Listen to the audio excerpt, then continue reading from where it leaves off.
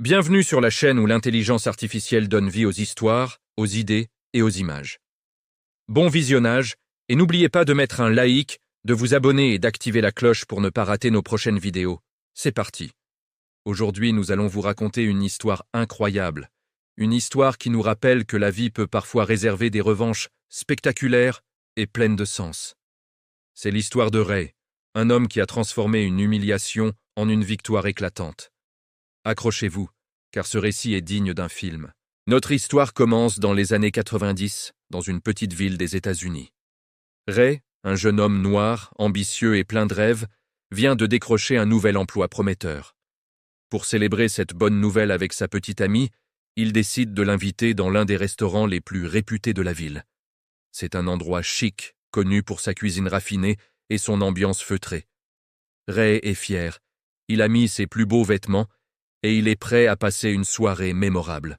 Ils arrivent devant le restaurant. L'enseigne lumineuse brille dans la nuit. Ray ouvre la porte avec un grand sourire, mais à peine ont-ils mis un pied à l'intérieur que l'ambiance se glace. Le maître d'hôtel, un homme au regard froid, s'approche d'eux. Sans même un bonjour, il leur lance d'un ton sec « Nous n'avons pas de place pour vous ce soir ». Ray, surpris, regarde autour de lui. La salle est loin d'être pleine.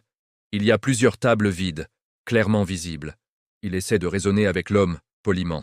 « Monsieur, je vois plusieurs tables libres. Nous pouvons attendre s'il le faut. » La réponse du maître d'hôtel est encore plus brutale. « J'ai dit que nous n'avons pas de place. Veuillez partir. » Le message caché est évident. Le problème n'est pas le manque de place, mais la couleur de sa peau. Le cœur de Ray se serre. L'humiliation est totale, surtout devant sa petite amie qui a les larmes aux yeux. Le rêve d'une soirée parfaite vient de se briser contre un mur de préjugés. Ils repartent en silence, la gorge nouée. Cette soirée, qui devait être une célébration, devient une blessure profonde, un souvenir douloureux qu'il n'oubliera jamais. Les années passent. Ray, loin de se laisser abattre par cette expérience et par les autres obstacles qu'il rencontre, canalise sa colère et sa frustration en une énergie incroyable. Il travaille sans relâche, gravit les échelons dans son entreprise, puis décide de se lancer à son propre compte. Il a un talent inné pour les affaires et une détermination de fer. Il crée sa propre société qui devient rapidement un succès. Il investit, prend des risques calculés et sa fortune commence à grandir de manière exponentielle. Ray devient un homme d'affaires riche et respecté. Mais pendant toutes ces années, le souvenir de cette porte de restaurant qui s'est fermée devant lui reste gravé dans sa mémoire. Ce n'est plus une blessure, c'est devenu un moteur. Une pensée commence à germer dans son esprit, une idée un peu folle, mais qui représente pour lui la boucle parfaite, la revanche ultime. Un jour, près de 20 ans après cette fameuse nuit, Ray apprend par hasard que ce même restaurant est en difficulté financière. L'établissement qui autrefois le méprisait est maintenant au bord de la faillite. Pour beaucoup, cela aurait été une simple nouvelle, mais pour Ray, c'est un signe du destin. L'occasion qu'il attendait sans même le savoir. Sans hésiter, il contacte ses avocats et ses conseillers financiers. La procédure est lancée. Ray ne veut pas seulement aider le restaurant, il veut le posséder. Il fait une offre de rachat généreuse que les propriétaires, acculés par les dettes, ne peuvent pas refuser. En quelques semaines, l'affaire est conclue. Le restaurant qu'il avait rejeté lui appartient désormais. Le jour de la prise de possession est un moment fort en émotion. Ray retourne dans cet endroit pour la première fois depuis cette nuit humiliante. Il pousse la même porte, mais cette fois, il n'est plus un jeune homme incertain, mais le propriétaire des lieux. L'intérieur n'a pas beaucoup changé, et il reconnaît même quelques membres du personnel. Et puis, il le voit, le même maître d'hôtel, plus âgé, les cheveux grisonnants, mais toujours là, à son poste. L'homme ne le reconnaît pas, bien sûr. Pour lui, Ray n'était qu'un visage anonyme parmi tant d'autres. Un visage qu'il avait choisi d'effacer ce soir-là.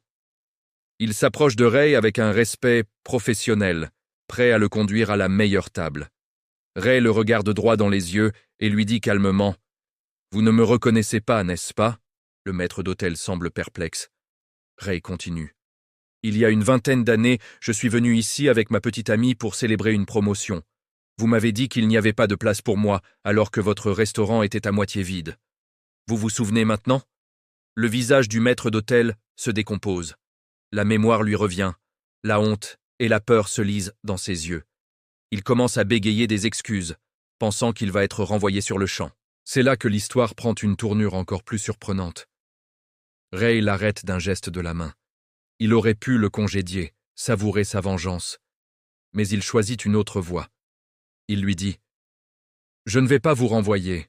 En fait, je vais vous donner une promotion. Vous allez devenir le directeur de ce restaurant, mais à une seule condition. » Le maître d'hôtel, abasourdi, écoute attentivement. « À partir d'aujourd'hui, continue Ray, la règle numéro 1 de cet établissement est la suivante. Chaque personne qui franchit cette porte, peu importe sa couleur de peau, son origine, sa religion ou son statut social, sera traitée avec le plus grand respect et la plus grande dignité. Personne, absolument personne, ne devra jamais ressentir ce que j'ai ressenti ce soir-là. Est-ce que c'est bien clair ?» L'homme, les larmes aux yeux, acquiesce vigoureusement. Il a compris la leçon.